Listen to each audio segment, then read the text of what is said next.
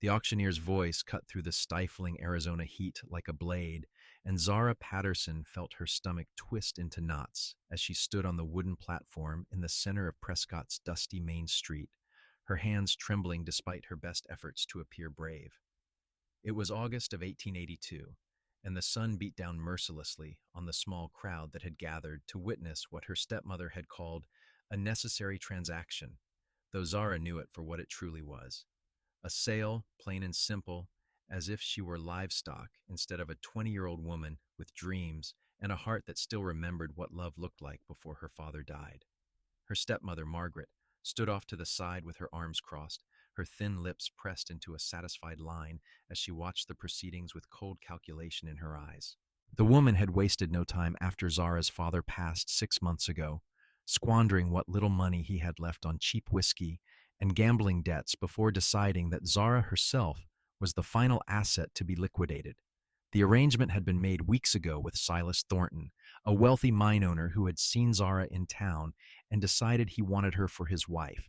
Never mind that he was 42 years old and had buried two previous wives already under circumstances that made the local women whisper behind their hands. Zara's green eyes scanned the crowd desperately, looking for any familiar face that might object to this mockery, but most of the townsfolk simply looked away, uncomfortable with the spectacle but unwilling to interfere in what they considered family business. She wore her best dress, a faded blue cotton that had belonged to her mother, and her dark auburn hair hung in a braid down her back, though wisps had escaped in the heat to curl around her face. She had scrubbed her skin until it was pink that morning, some part of her still clinging to dignity, even as everything else was stripped away. The auctioneer, a portly man named Henderson, who usually sold cattle and farm equipment, cleared his throat awkwardly. This was clearly not his preferred type of sale, but Margaret had paid him well enough to overcome his scruples. "Now then," he began, his voice booming across the square, "we have here Miss Zara Patterson, a healthy young woman of good character, able to cook, sew, and manage a household. The opening bid has been set at $500 by Mr. Silas Thornton, who has first right of refusal as previously arranged." Silas stepped forward from where he had been leaning against a hitching post, his bulk casting a wide shadow. He was a thick man with a ruddy complexion and small, calculating eyes that made Zara's skin crawl every time they landed on her. His suit was expensive but strained across his middle, and he wore a gold watch chain that he liked to finger when he was pleased with himself. He was fingering it now as he looked up at Zara with possessive satisfaction, as if she were already his property in fact as well as in the twisted arrangement he had made with Margaret. $500, Silas called out, his voice thick and self-assured. "As agreed." Henderson nodded and raised his gavel. $500 from Mr. Thornton. Do I hear any other bids? Going once. $1,000. The voice came from the back of the crowd, deep and clear, and every head turned to see who had spoken. Zara's eyes widened as a tall figure pushed through the gathered townsfolk, his boots kicking up small clouds of dust with each purposeful stride. He was younger than most of the men in the crowd, perhaps 26 or 27, with dark hair that touched his collar and eyes so blue they looked like chips of summer sky. He wore the practical clothes of a working cowboy, worn denim pants, a dark shirt with the sleeves rolled up to reveal tanned forearms, and a leather vest. A hat hung down his back from a cord around his neck, and there was a quiet confidence in the way he moved that made people step aside without him having to ask. Silas's face turned an alarming shade of purple. "What the hell do you think you are doing, Keller?" The cowboy stopped a few feet from the platform, his gaze moving from Silas to Zara and holding there for a long moment. Something passed between them in that look, something Zara could not quite name, but that made her breath catch in her throat. His expression was hard to read, but there was anger simmering beneath the surface, anger that seemed directed at the entire situation rather than at her. "I am making a bid," he said calmly, turning back to Silas. "Last I checked, this was an auction, Thornton. Or did you think you could just buy a human being without anyone objecting to the whole damn travesty?" Margaret pushed forward, her face twisted with fury. You have no right to interfere, Jackson Keller. The arrangement was made with Mr. Thornton in good faith. This is a family matter. A family matter, Jackson repeated, and there was scorn in his voice now. You are selling your stepdaughter like she is a horse at the livestock market. There is nothing about this that has anything to do with family, Mrs. Patterson, and everyone here knows it. A murmur ran through the crowd, and Zara saw several people nodding in agreement, though no one else seemed prepared to actually do anything about the situation. Jackson Keller was doing what they would not, and Zara felt a flicker of hope kindle in her chest, even as she tried to tamp it down. She did not know this man, had only seen him in passing around town when he came in with cattle drives, and she had no idea what his intentions were. For all she knew, he might be worse than Silas Thornton, though something in her gut told her that was not true. Henderson looked between Silas and Jackson uncertainly, clearly unsure how to proceed. Mr. Thornton had an arrangement. An arrangement is not a legally binding contract, Jackson interrupted, his voice hard. And even if it were, last I checked, we fought a war to end the buying and selling of people in this country. My bid is $1,000. Are you going to accept it or not? Silas took a threatening step toward Jackson, his hands curling into fists. You are making a mistake, Cowboy. I have influence in this town. I can make your life very difficult. Jackson did not flinch. He simply held Silas's gaze with an unwavering calm that somehow seemed more dangerous than any overt threat. I reckon you can try, he said quietly. But my bid stands. $1,000. Henderson glanced at Margaret, who looked like she wanted to argue, but was clearly calculating the difference between $500 and $1,000. Greed won out over loyalty to her arrangement with Silas, just as Zara had known it would. Money was the only thing Margaret had ever cared about, the only reason she had married Zara's father in the first place, after he had the misfortune of losing his first wife to fever and being left with a young daughter to raise. The bid is $1,000, Henderson said, raising his gavel again, going once, going twice. 1,500, Silas snarled, his face still purple with rage. 2,000, Jackson countered immediately, not even looking at Silas as he spoke. His eyes were still on Zara, and there was something in them that she could not quite decipher. Not lust, as she saw in Silas's gaze, but something else. Determination, perhaps, or maybe anger at an injustice he could actually do something about. The crowd was completely silent now, everyone watching the bidding war with rapt attention.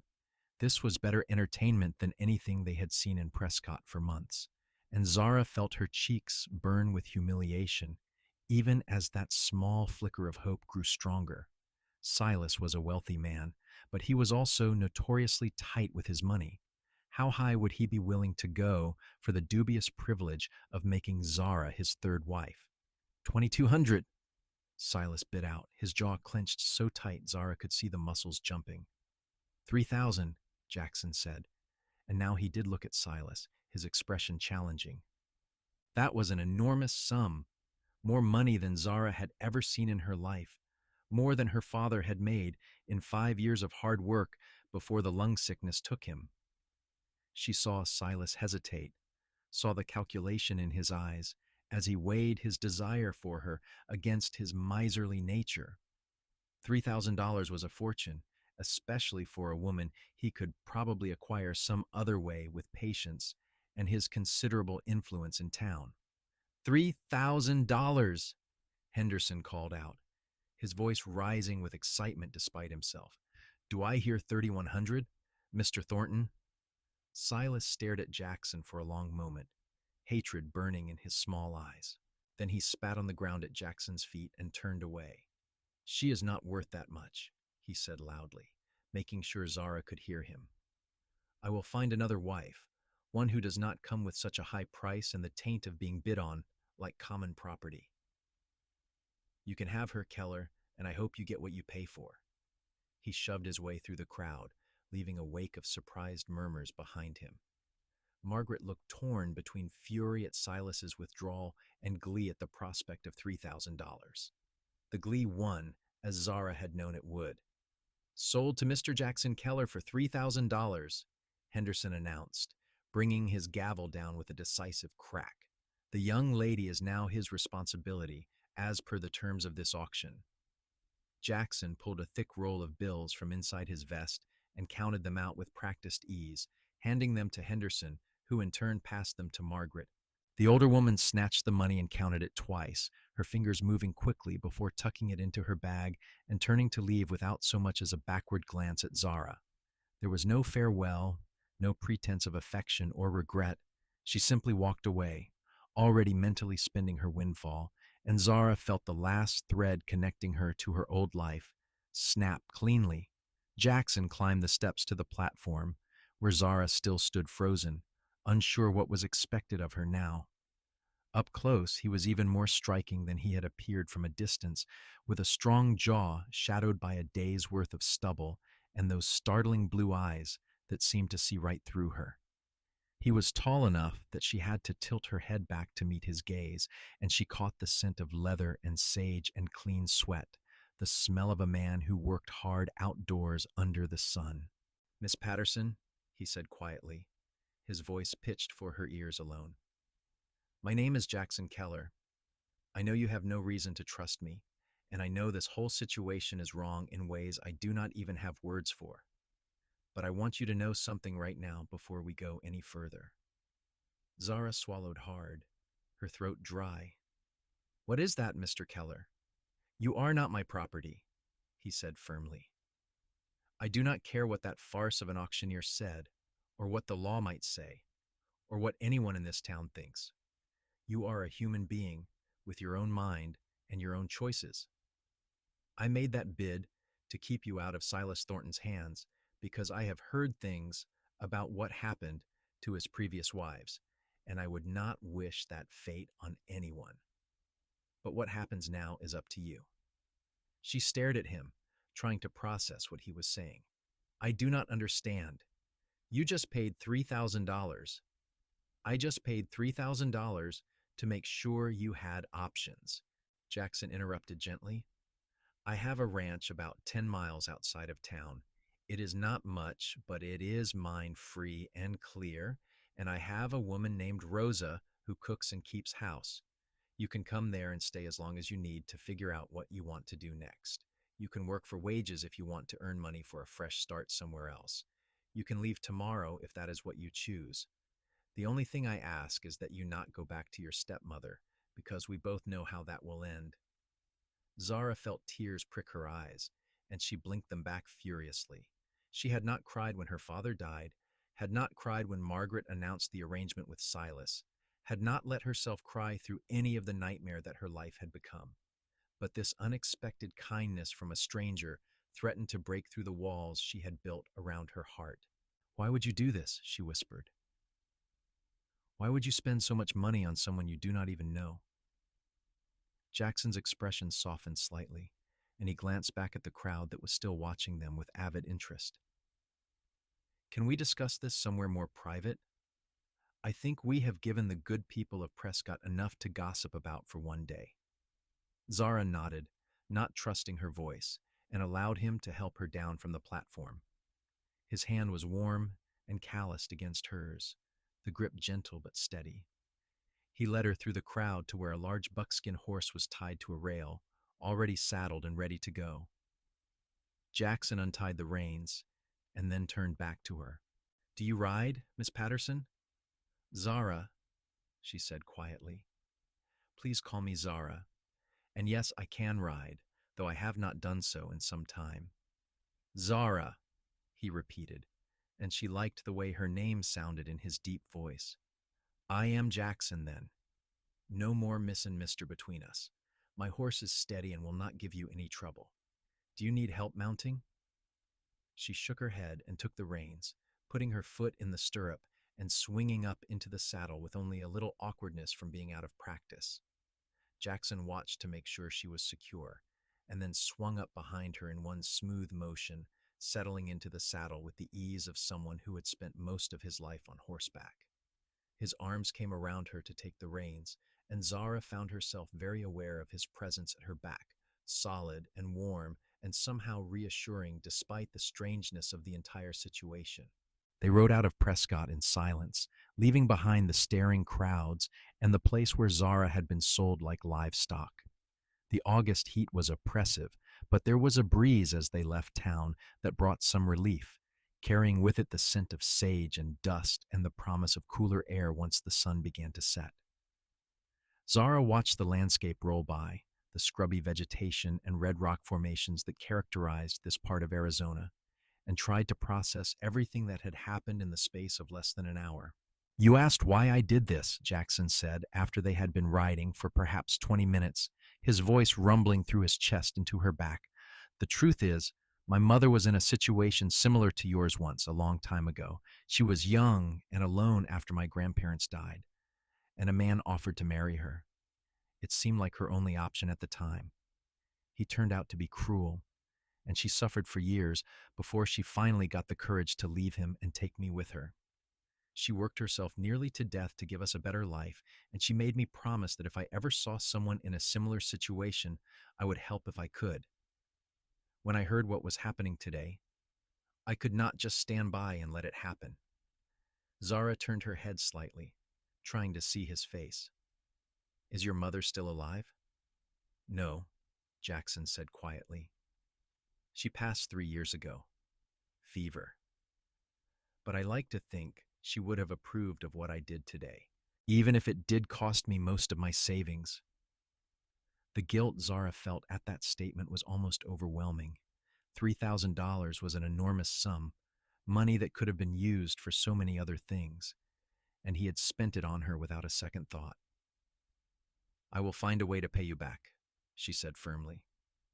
"I do not know how yet, but I will. I promise you that." "That is not necessary," Jackson said. "I did not do this expecting repayment. I did it because it was the right thing to do, and if you knew me better, you would know that I am stubborn enough to live with the financial consequences of my decisions." Despite everything, Zara felt a small smile tug at her lips. "I think I am beginning to see that about you."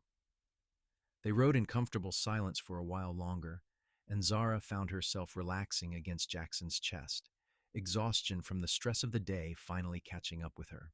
She had barely slept the night before, lying awake in her small room and trying to imagine what her life would be like as Silas Thornton's wife, each scenario worse than the last. The relief of escaping that fate was so profound that it made her feel almost dizzy. The ranch appeared in the distance as they crested a low rise, and Zara sat up straighter to get a better look. It was modest, as Jackson had said, but it looked well-maintained and prosperous in a quiet way. There was a main house built of adobe and timber, a large barn, several outbuildings and corrals that currently held about a dozen horses. The land around it was fenced, and she could see cattle grazing in the distance. It was the kind of place that spoke of hard work and careful stewardship. Not flashy wealth, but solid comfort. A woman emerged from the house as they rode into the yard, shading her eyes against the sun. She was perhaps 50 years old, with dark hair streaked with silver, pulled back in a bun, and kind eyes set in a weathered face. This must be Rosa, the housekeeper Jackson had mentioned. "Jackson!" Rosa called out as they dismounted. "I was beginning to worry. I heard there was some kind of commotion in town." Her eyes moved to Zara, taking in the younger woman's presence with curiosity, but no judgment. "There was," Jackson said, helping Zara down from the horse. "Rosa Martinez, this is Zara Patterson. She is going to be staying with us for a while. Zara, Rosa has worked here since I bought the ranch 5 years ago, and I could not manage without her." Rosa came forward and took Zara's hands in her own work-roughened ones, her expression warm. "Welcome, child. You look exhausted. Come inside and I will get you something to eat and drink. Jackson, you see to the horse and then come explain to me what exactly happened in town today." Zara allowed herself to be led into the house, which was cool and dim after the bright sunlight outside. The main room was simply furnished but comfortable, with a large fireplace on one wall, a solid wooden table with chairs and shelves that held books and various household items. Everything was clean and well organized, and Zara felt some of the tension leave her shoulders as she took in the peaceful domestic scene. Rosa settled her in a chair at the table and brought her a cup of water and a plate with bread, cheese, and cold meat.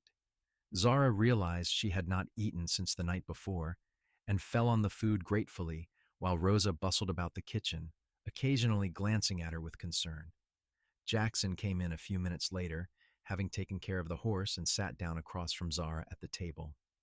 Rosa brought him a plate as well and then stood with her hands on her hips, clearly waiting for an explanation. "So," she said, "tell me." Jackson did, laying out the whole sordid story in a few concise sentences. Rosa's expression grew increasingly horrified as he spoke, and when he finished, she crossed herself and muttered something in Spanish that Zara suspected was not complimentary toward Margaret Patterson. "That woman should be ashamed," Rosa said fiercely. "And Silas Thornton, that pig. I am glad you did what you did, Jackson, though $3,000 is a fortune." She turned to Zara, her expression softening. "You are safe here, child. No one will hurt you or force you to do anything you do not wish to do. This I promise you." Tears welled up in Zara's eyes again, and this time she could not stop them from spilling over. The kindness of these two strangers, after everything she had been through, was almost too much to bear. Rosa immediately came around the table and pulled Zara into a motherly embrace, making soothing sounds as Zara finally let herself cry, all the fear and grief and exhaustion of the past months pouring out in great, racking sobs. Jackson quietly excused himself and left the room, giving them privacy, and Rosa just held Zara and let her cry until there were no tears left. When Zara finally pulled back, embarrassed by her breakdown, Rosa simply handed her a clean handkerchief and smiled gently. "Better out than in," she said. "You have been holding that inside for too long, I think. Now, let me show you where you will sleep, and you can rest. Everything else can wait until tomorrow." Rosa led Zara down a short hallway to a small but comfortable bedroom with a real bed, a dresser, and a window that looked out over the ranch yard. The sheets were clean and smelled of sunshine and lavender, and Zara could not remember the last time she had seen anything so welcoming. "This is usually the guest room, but it is yours for as long as you need it," Rosa said. "There is water in the pitcher if you want to wash, and I will bring you some night clothes. Rest now, and we will talk more in the morning." Zara wanted to protest that it was still afternoon, that she should be helping with chores or doing something to earn her keep, but exhaustion swamped her the moment she sat down on the bed. Rosa left quietly, and Zara barely managed to remove her shoes before she lay back against the pillows and fell into the deepest sleep she had experienced in months. When she woke, it was fully dark outside, and she could hear the sound of crickets through the open window, along with the occasional distant call of a coyote. For a moment, she was disoriented, unsure where she was, and then the events of the day came flooding back. She sat up slowly, her body stiff from sleeping so deeply, and noticed that someone had left a lamp burning low on the dresser and a nightgown laid out on the chair. Zara stood and poured water from the pitcher into the basin, washing her face and hands and feeling more human as the cool water cleared the fog from her mind. She changed into the nightgown, which was simple but clean and fit reasonably well, and then sat on the edge of the bed, trying to decide what to do. Her stomach growled, reminding her that she had only eaten a little bread and cheese earlier, and she wondered if it would be rude to venture into the kitchen to look for food. A soft knock on the door solved her dilemma. "Zara," Rosa's voice came from the other side. "Are you awake? I brought you some dinner." "Yes, come in," Zara called, grateful for the woman's thoughtfulness. Rosa entered with a tray holding a bowl of stew, fresh bread, and a cup of what smelled like tea. "I thought you might wake hungry," she said, setting the tray on the small table by the window. "You slept through dinner, but there is plenty left over. Jackson is still out checking the stock, but he should be back soon." "Thank you," Zara said, meaning it with all her heart. You have both been so kind. I still cannot quite believe any of this is real. Rosa sat down on the chair while Zara ate, and they talked quietly. Rosa told her about the ranch, about Jackson, and how he had worked as a cowhand for years before saving enough to buy this land and build it into something of his own. She spoke of him with obvious affection and respect, painting a picture of a man who was fair, hardworking, and surprisingly well-read for a cowboy. He is a good man, Rosa said firmly. One of the best I have known. His mother raised him right before she passed, and he has not forgotten the lessons she taught him about treating people with kindness and respect.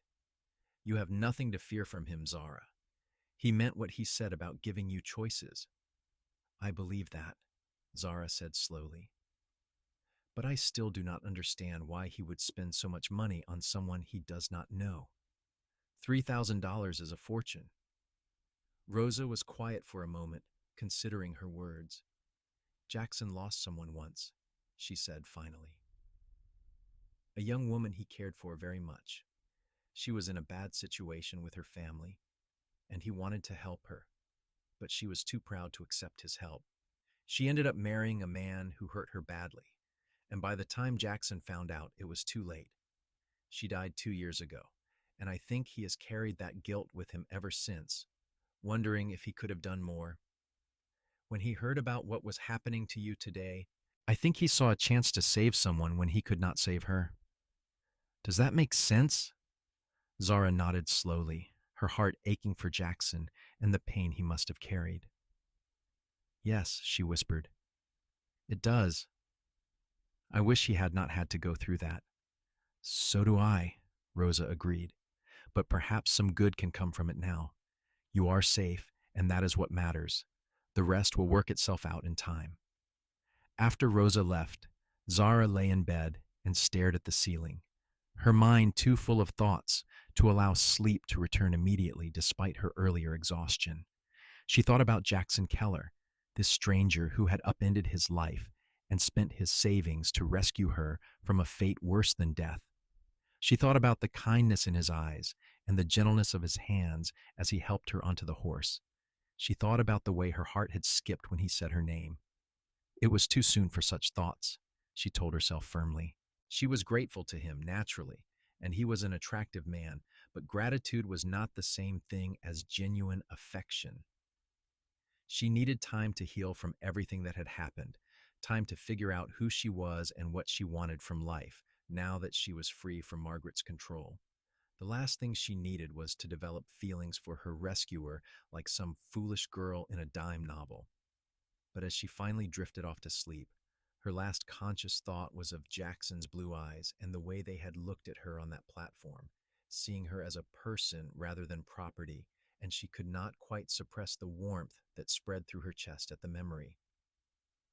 The next morning, Zara woke to sunlight streaming through the window and the smell of coffee and bacon drifting down the hallway. She dressed quickly in her blue dress, wishing she had other clothes, but knowing that was a problem for another day, and made her way to the kitchen. Jackson was sitting at the table with a cup of coffee, going over what looked like account books, and he looked up when she entered. "Good morning," he said, his voice warm. "Did you sleep well?" "Better than I have in months," Zara admitted. "Thank you again for everything. I know I keep saying that, but I do not know what else to say." "You do not need to thank me every time we talk," Jackson said with a slight smile. "You are welcome here, Zara. I meant what I said yesterday. This can be your home for as long as you need it to be." Rosa bustled in from outside with a basket of eggs and shooed Jackson away from the table. "Go on, you have work to do. Let me talk to Zara about practical matters. You are no help with such things." Jackson raised his hands in mock surrender and stood, draining the last of his coffee. "I know when I am not wanted. I will be in the south pasture if anyone needs me. Zara, if you want to explore the ranch later, feel free. Just stay away from the big roan stallion in the far corral. He is not fully broke yet and can be unpredictable." After he left, Rosa poured Zara a cup of coffee and sat down across from her. Now then, she said briskly, we need to discuss practical matters.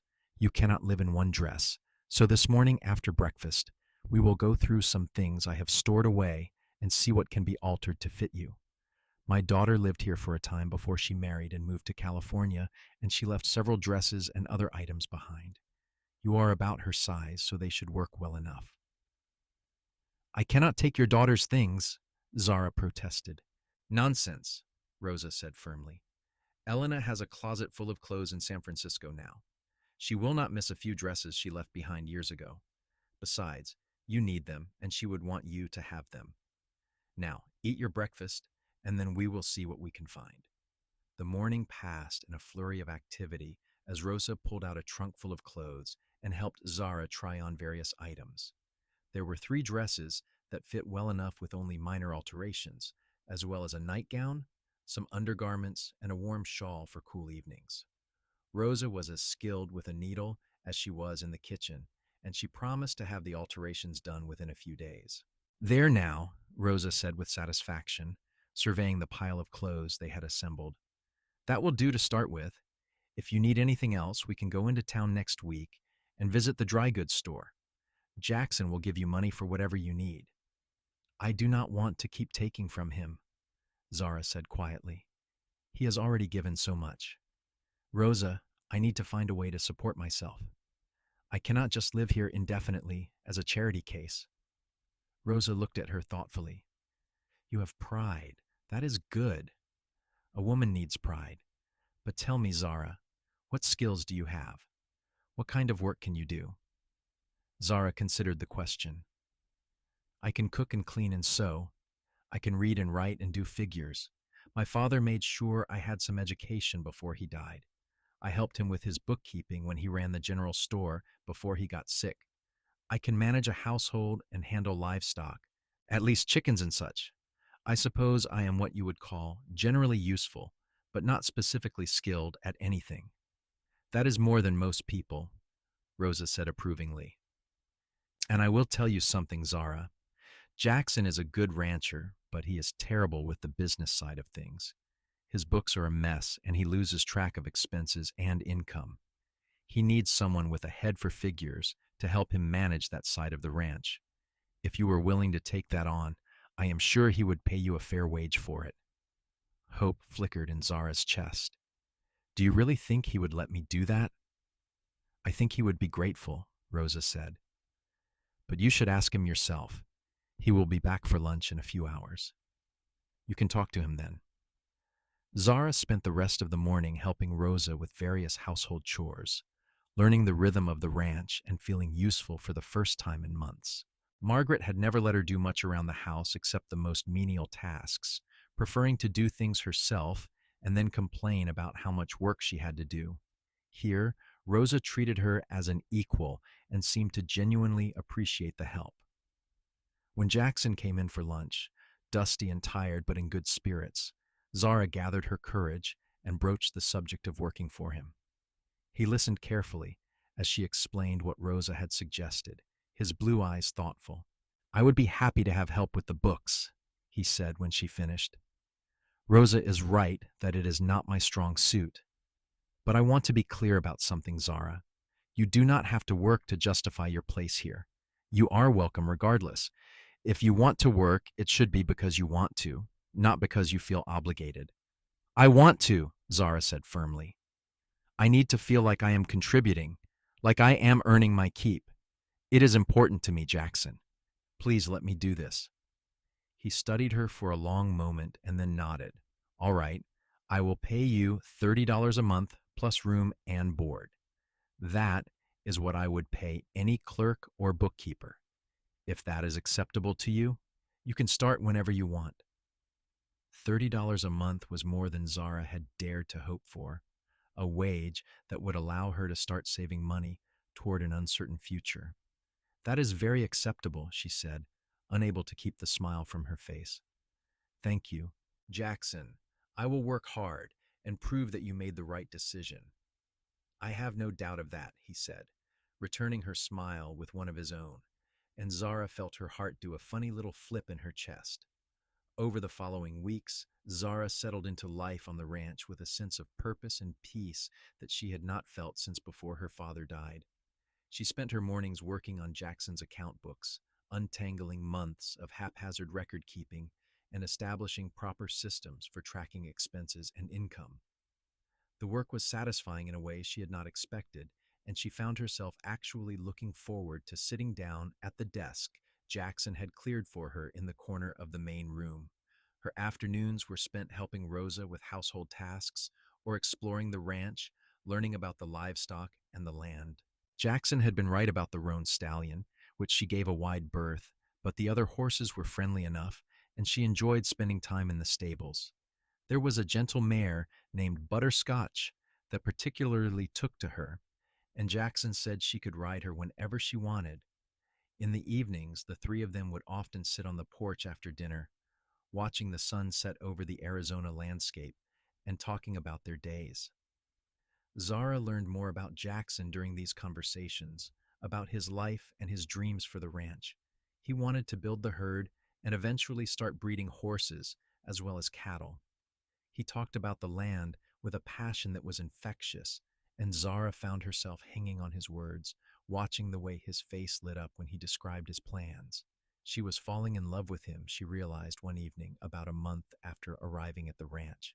She had been trying to deny it to herself, attributing her feelings to gratitude or simple attraction, but there was no mistaking the way her heart raced when he smiled at her, or the way she looked forward to seeing him each day.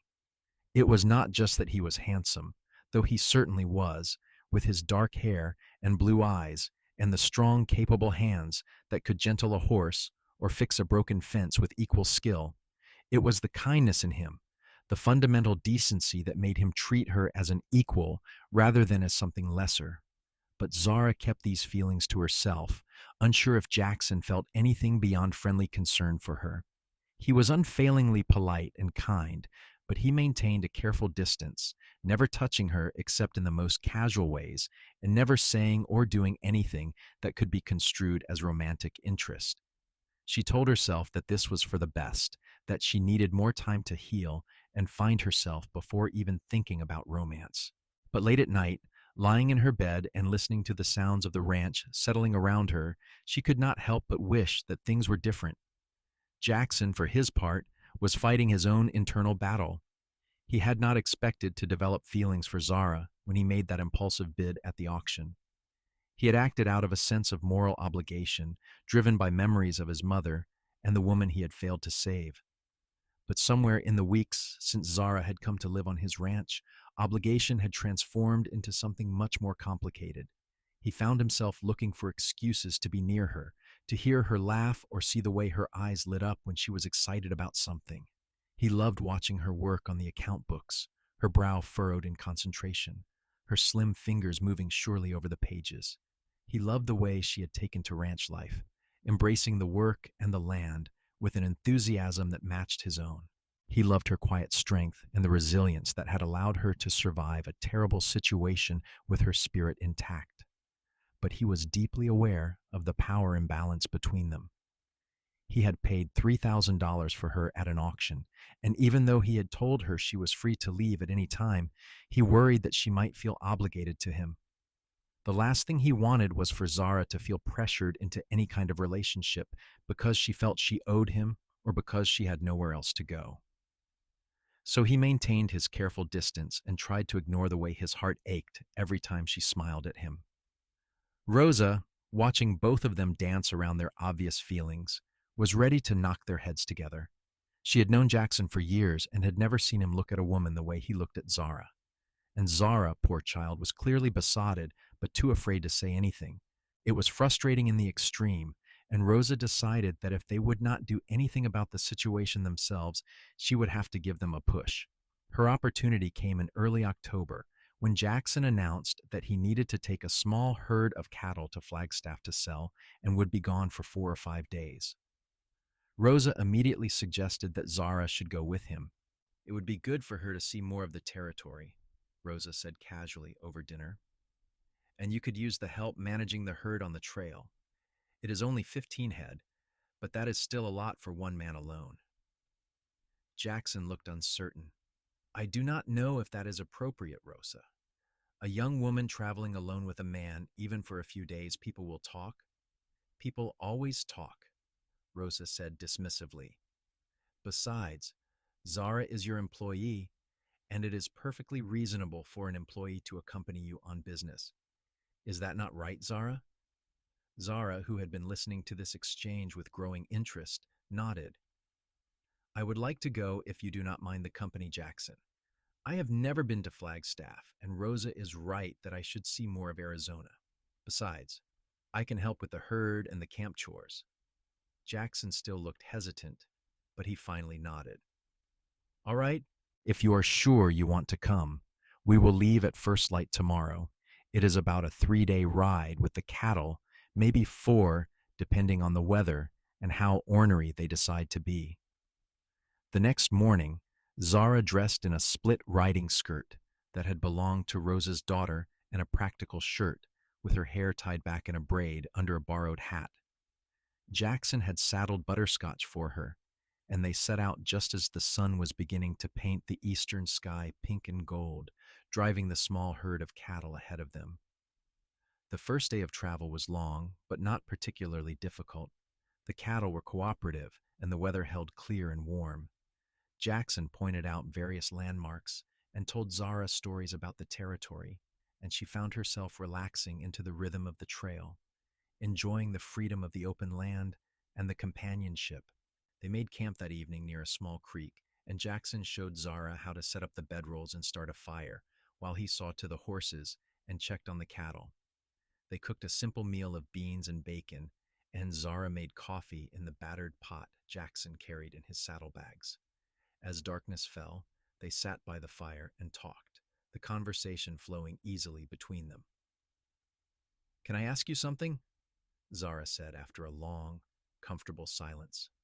Of course, Jackson replied, his face half in shadow from the firelight.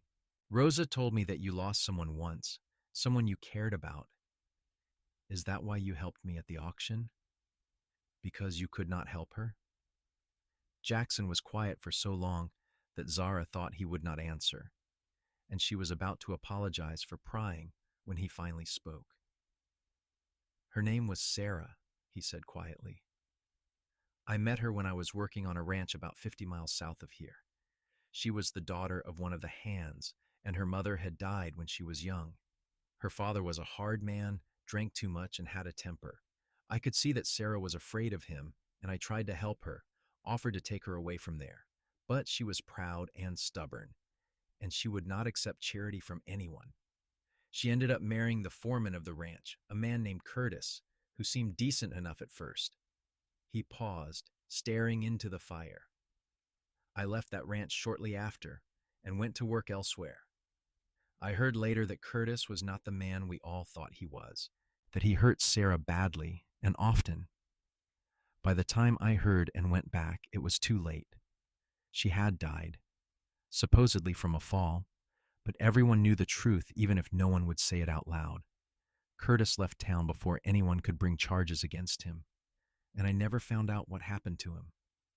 But I blame myself for not trying harder to help her, for not seeing what Curtis really was, for not being there when she needed someone. Zara felt tears sting her eyes at the pain in Jackson's voice.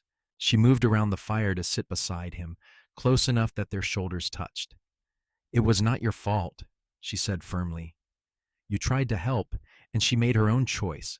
You cannot blame yourself for what that monster did to her. I know that in my head, Jackson said, but my heart has a harder time accepting it. When I saw you on that platform in Prescott, about to be sold to Silas Thornton, all I could think about was Sarah and how I had failed her. I knew what kind of man Thornton was, knew what would happen to you if you ended up with him. I could not just stand by and let history repeat itself. I had to do something, even if it cost me everything I had saved. Zara reached over and took his hand, threading her fingers through his. I am glad you did, she said softly. You saved my life, Jackson. You gave me a future I never thought I would have. That is not something you should feel guilty about. That is something to be proud of. Jackson turned to look at her, and in the firelight, his blue eyes seemed to glow. I do not regret saving you, he said. I could never regret that. But Zara, I need you to understand something. When I brought you to the ranch, I meant what I said about giving you choices. I did not want you to feel obligated to me in any way. But over these past weeks, I have found that my feelings have become more complicated than I intended. I care about you, more than I should perhaps, and I do not want that to make things difficult or uncomfortable for you. Zara's heart was pounding so hard she was sure Jackson must be able to hear it. What if I told you that I have developed complicated feelings too? She whispered. What if I said that I think about you all the time, that I look forward to seeing you every day, that being near you makes me happier than I have been in years? Would that make things difficult or uncomfortable? Jackson stared at her, hope and uncertainty warring in his expression. Zara, you do not owe me anything. You do not have to feel anything for me just because I helped you. I do not want you to think. She cut him off by leaning forward and pressing her lips to his, a soft, tentative kiss that silenced his protests more effectively than words could have. For a moment, Jackson was frozen with surprise, and then he was kissing her back, his free hand coming up to cup her cheek with a gentleness that made her heart ache. When they finally pulled apart, both of them were breathless. I do not feel obligated to you, Zara said firmly. I feel grateful, yes, but that is not the same thing. I have feelings for you because of who you are, Jackson Keller. Because you are kind and decent and hardworking. Because you treat me like I matter, like my thoughts and opinions are worth something. Because when I am with you, I feel safe in a way I have not felt since my father died. Those feelings have nothing to do with obligation and everything to do with the fact that I am falling in love with you. Jackson closed his eyes for a moment, and when he opened them again, they were suspiciously bright. I am falling in love with you too, he said, his voice rough with emotion. I have been trying not to, trying to keep my distance because I did not want to take advantage of the situation. But I cannot help it, Zara. You have become the most important person in my life, and the thought of you ever leaving the ranch makes me feel like someone has punched a hole in my chest. Zara laughed softly, tears spilling down her cheeks even as she smiled. Then I suppose we are both in trouble because I have no intention of leaving, not unless you want me to. Never, Jackson said fiercely, pulling her close and kissing her again, deeper this time, with all the pent-up longing of the past weeks. I never want you to leave. I want you to stay at the ranch, not as my employee or my guest, but as my wife. I know it is too soon to ask. I know you need more time, but I wanted you to know what I am hoping for, what I am dreaming of. It is not too soon, Zara whispered against his lips. Not when I know my own heart. Yes, Jackson, I will marry you. I will stay at the ranch and build a life with you and be happier than I ever imagined possible. They sat by the fire for a long time, holding each other and making quiet plans for their future, the cattle lowing softly in the darkness and the stars wheeling overhead in the vast Arizona sky. It was, Zara thought, the most perfect moment of her life, and she sent up a silent prayer of thanks to whatever force had brought her to this place, to this man, to this unexpected happiness. The rest of the journey to Flagstaff passed in a happy blur. Jackson and Zara held hands whenever they could, and he stole kisses when the cattle were cooperating and did not need constant attention. They talked about everything and nothing, learning the small details about each other that people in love always want to know. Zara learned that Jackson loved to read and had a collection of books back at the ranch that he was proud of. Jackson learned that Zara could whistle any tune after hearing it once, and that she had a weakness for peppermint candy. They reached Flagstaff late on the third day and sold the cattle for a good price to a buyer Jackson had worked with before. The man invited them to stay at his home for the night, but Jackson politely declined, saying they had business to attend to before heading back to Prescott. Instead, they checked into a modest hotel, taking two rooms to maintain propriety, even though they both would have preferred to share one. That evening, Jackson took Zara to a small jewelry shop he remembered from previous trips to Flagstaff. The proprietor, an elderly man with wire-rimmed spectacles, showed them a selection of rings, and Zara chose a simple gold band with a small sapphire stone that matched Jackson's eyes. Jackson insisted on buying her a matching necklace as well, despite her protests that the ring was already too much. "I want you to have something beautiful," he said firmly, as the jeweler wrapped their purchases. "You deserve beautiful things, Zara. You deserve everything good in this world, and I intend to spend the rest of my life trying to give it to you." They ate dinner at a restaurant, a real sit-down meal with tablecloths and multiple courses, something Zara had not experienced in years. Jackson told her about his plans to expand the ranch, to build a bigger house where they could raise a family. Zara talked about continuing to manage the books and maybe starting a garden in the spring. They were spinning dreams out of hopes and plans, building a future together, one conversation at a time. That night, as Zara lay in her hotel bed, she kept touching the ring on her finger, marveling at how quickly her life had changed. 2 months ago, she had been facing a future of misery and abuse as Silas Thornton's wife. Now she was engaged to a man she loved, a man who valued and respected her, and she had a home and a purpose and a reason to wake up happy every morning. It seemed almost too good to be true, and she had to keep reminding herself that it was real, that this was her life now. They left Flagstaff the next morning and made the trip back to the ranch in 2 days rather than 3, eager to return home and share their news with Rosa. The older woman took one look at their faces when they rode into the yard and started laughing. "Finally," she said, pulling them both into a hug. "I was beginning to think I would have to lock you in a room together until you figured out what was obvious to everyone else. When is the wedding?" "As soon as we can arrange it," Jackson said, grinning. "Maybe in a few weeks. I want to do it properly, with a minister and witnesses and a real celebration." "Then we have work to do," Rosa said briskly. "Zara, we need to make you a proper wedding dress. I have some fabric put away that will be perfect.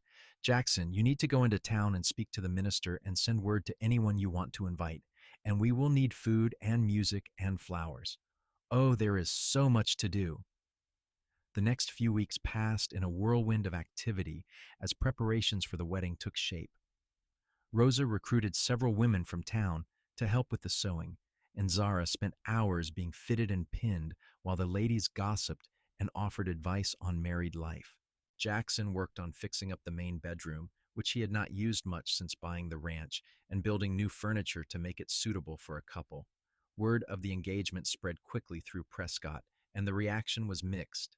Most people were happy for Jackson and Zara, but there were some, particularly those who were friends with Silas Thornton or Margaret Patterson, who muttered darkly about impropriety and questioned the speed of the courtship. Jackson ignored the gossip with the ease of someone who had never cared much what others thought, and Zara took her cue from him, holding her head high when they went into town together. Margaret tried to show up at the ranch one day, demanding to see Zara and making vague threats about legal action over the auction. Jackson met her at the property line with his rifle in hand and told her in no uncertain terms that she was not welcome, and that if she tried to bother Zara again, he would have the sheriff involved. Margaret left in a huff, and they did not hear from her again after that. The wedding took place on a beautiful Saturday in late October, when the Arizona heat had finally broken and the air held a hint of the cooler weather to come. Jackson had arranged for the ceremony to be held at the ranch rather than in town, and Rosa had outdone herself with the preparations. The yard had been cleaned and decorated with wildflowers and ribbons, and long tables were set up with enough food to feed everyone they had invited, and then some. Zara dressed in her wedding gown with Rosa's help, marveling at her reflection in the mirror. The dress was simple but elegant, made of cream-colored silk, with lace trim at the collar and cuffs. Rosa had woven wildflowers into Zara's hair, which hung loose down her back in soft waves. She wore the sapphire necklace Jackson had bought her in Flagstaff, and the engagement ring glinted on her finger. "You look beautiful," Rosa said, tears streaming down her face. Like an angel. Jackson is a lucky man. I think I am the lucky one, Zara said softly, hugging the older woman who had become like a mother to her. Thank you, Rosa, for everything. The ceremony was held outside in the yard, with the minister they had brought from Prescott officiating. Jackson stood waiting under an arch that Rosa had decorated with vines and flowers, and when he saw Zara walking toward him, the expression on his face made her breath catch. He looked at her like she was the most precious thing in the world, and she knew with absolute certainty that she was making the right choice. They exchanged vows in front of about 30 witnesses, a mix of neighbors, ranch hands, and people from town who had become friends. When the minister pronounced them husband and wife, Jackson kissed her with a tenderness that brought tears to Zara's eyes, and the crowd erupted in cheers and applause. The celebration that followed was joyous and went on well into the evening. There was music and dancing and more food than anyone could possibly eat. Zara danced with Jackson and with several of the other men who attended, and she laughed more in one day than she had in the entire previous year. This was what happiness felt like, she realized. This sense of belonging, of being loved and valued, of having a place in the world where she was wanted. As the sun set and the guests began to drift away, Jackson pulled Zara aside and led her away from the crowd to a quiet spot where they could watch the last light fade from the sky. He wrapped his arms around her from behind, and she leaned back against his chest, feeling utterly content. Happy? He murmured into her hair. More than I knew was possible, Zara replied. I love you, Jackson Keller. I am so grateful that you were at that auction, that you were brave enough to do what was right even when it cost you so much.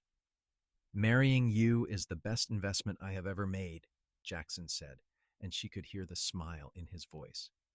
$3,000 for a lifetime with the woman I love? That is a bargain at any price. Zara turned in his arms to face him, reaching up to cup his face in her hands. I promise you that I will spend the rest of my life making sure you never regret that investment, she said seriously. I will love you and stand by you and be the best wife I know how to be. You already are, Jackson said, kissing her softly. Just by being yourself. That is all I will ever need, Zara. Just you. They stood there together as the stars began to appear overhead, and Zara thought about the long road that had led her to this moment. All the pain and fear and uncertainty had been worth it to bring her here, to this man, to this life. She had been sold at an auction like property, but Jackson had given her the greatest gift of all, the freedom to choose her own path, to decide her own future. And she had chosen him, chosen love, chosen happiness. It was, she thought, the best choice she had ever made. The years that followed were not without their challenges, but Jackson and Zara faced them together, their love growing stronger with each passing season. They worked side by side to build the ranch into a thriving operation, with Zara managing the business side with skill and efficiency while Jackson handled the day-to-day operations. They added to their land holdings and their herds, and they earned a reputation as fair employers and good neighbors. Rosa continued to live with them and became an indispensable part of their family. She was there to help when Zara discovered she was pregnant the following spring, offering advice and support through the sometimes difficult months of carrying their first child. Jackson was alternately thrilled and terrified at the prospect of becoming a father, and Zara found his nervous hovering both endearing and occasionally exasperating. Their son was born in January of 1884, a healthy baby with his father's dark hair and his mother's green eyes. They named him Thomas after Jackson's father, who had died when Jackson was young, and Jackson wept when he held his son for the first time, overwhelmed with love and gratitude. Zara watched her husband cradle their baby with infinite gentleness, and her heart swelled with love for both of them. Thomas was followed by a daughter 2 years later, whom they named Claire, and then another son they called Daniel. The ranch house rang with the sound of children's laughter, and Jackson built additions to accommodate their growing family. Zara managed to balance her work on the ranch books with raising their children, and she was determined that all of them would receive a good education. She taught them to read and write herself, and Jackson taught them to ride and care for animals and love the land that was their heritage. Rosa lived to see all three of her grandchildren, as she called them, grow into healthy, happy children. She passed peacefully in her sleep at the age of 68, and they buried her on a hillside overlooking the ranch, where wildflowers grew thick in the spring. Zara grieved the loss of the woman who had become her surrogate mother, but she was grateful for the years they had together and the wisdom Rosa had shared. As their children grew older, Zara sometimes told them the story of how she and Jackson had met, though she softened some of the harsher details for young ears.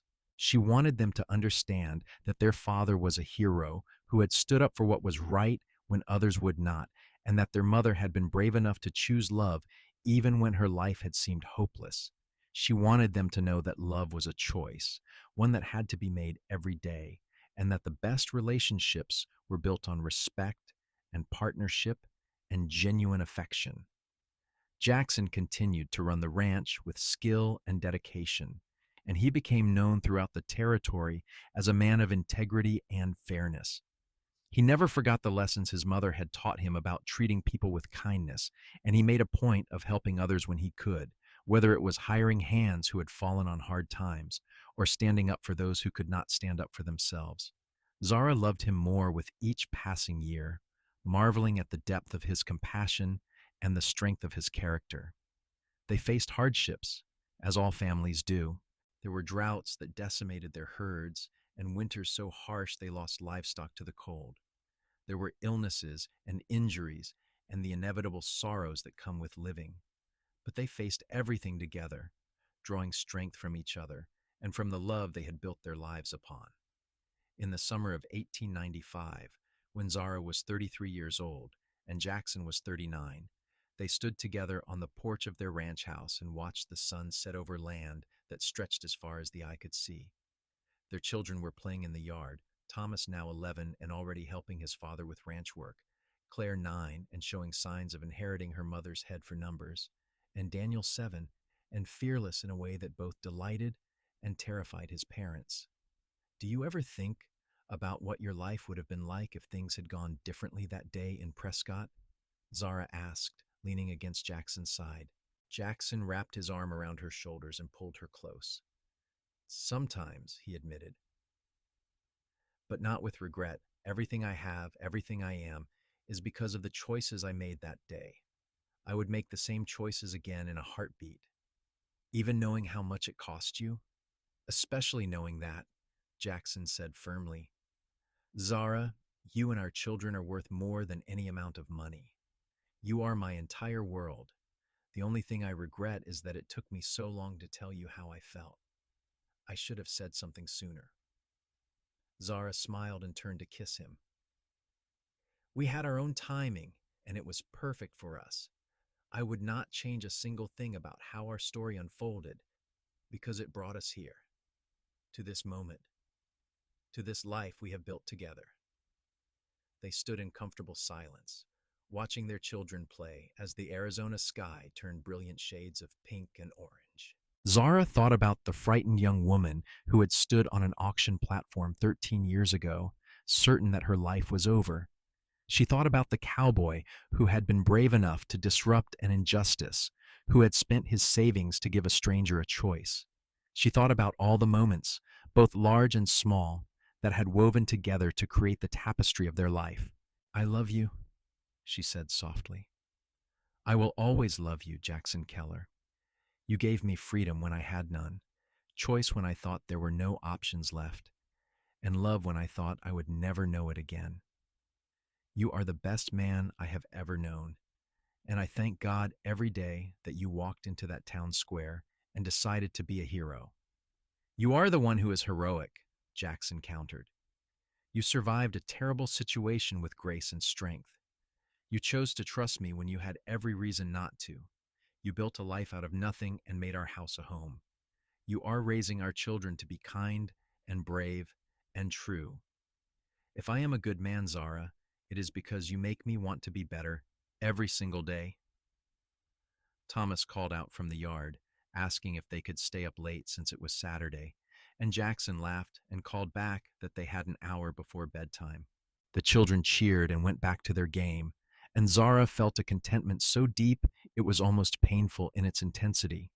This was what happiness looked like, she thought. Not the absence of hardship or struggle, but the presence of love and purpose and belonging. It was knowing that she had a partner who valued her, children who adored her, and a place in the world that was entirely her own. It was looking back at the past without bitterness and forward to the future with hope. As the years continued to pass, the ranch prospered and their family grew in new ways. Thomas brought home a wife when he was 23, a spirited young woman named Emily who fit seamlessly into their family. Claire discovered a passion for teaching and opened a small school on the ranch property, educating not only her own younger siblings and cousins, but also the children of ranch hands and neighbors. Daniel followed in his father's footsteps and became an expert horseman, developing a breeding program that brought buyers from across the territory. Jackson and Zara became grandparents when Thomas and Emily's first child was born, a little girl they named Zara after her grandmother. Holding her namesake in her arms, Zara wept with joy, marveling at how far she had come from that terrified young woman on the auction platform. She had not only survived, but thrived, and now she was leaving a legacy for future generations. As they grew older, Jackson's hair turned silver at the temples, and Zara noticed the first threads of gray in her own dark auburn locks. They moved a bit more slowly than they once had, and there were aches and pains that came with years of hard work and good living. But they were healthy and happy, surrounded by family and friends, respected throughout Arizona as pillars of their community. On their 20th wedding anniversary, Jackson surprised Zara with a trip to San Francisco, something they had talked about for years but never managed to arrange. They left the ranch in Thomas's capable hands and traveled by train across the changing landscape of the American West, watching the desert give way to farmland and then to the green hills of California. San Francisco was overwhelming after the quiet rhythms of ranch life, but it was also exciting and beautiful.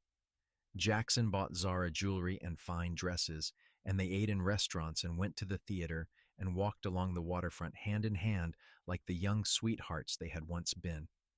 One evening, as they stood on a balcony overlooking the bay, Jackson pulled Zara close and whispered in her ear. "I would do it all again," he said. "Every moment, every choice, every hardship. It was all worth it to have you by my side."